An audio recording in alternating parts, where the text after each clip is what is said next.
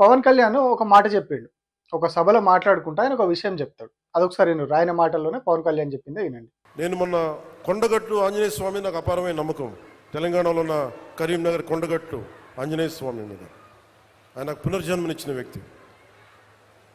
ఆయనకి అక్కడ దర్శనానికి వెళ్తే వారు అడిగింది నాకు, అక్కడ ఉన్న భక్తులు కానీ ఆలయ నిర్వాహకులు అందరూ అడిగింది, ఆంజనేయ స్వామి ఆలయంలో భక్తుల సౌకర్యార్థం 2000 మందికి సరిపడా దీక్ష విరమణ మండపం కావాలి.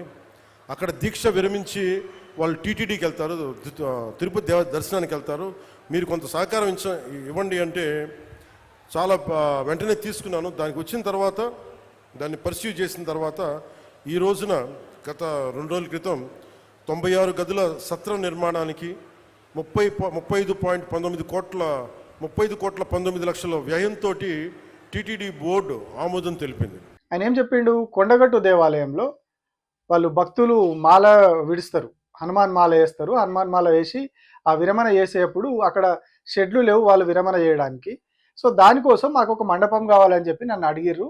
నేను అక్కడికి వెళ్ళినప్పుడు, గతంలో నేను అక్కడ వెళ్ళినప్పుడు ఒక ప్రమాదం జరిగింది, నన్ను కాపాడిండు కొండగట్టు అంజన్న. సో నన్ను వాళ్ళు ఏం కావాలని అడిగినప్పుడు నాకు ఇవి చెప్పిర్రు వాళ్ళు.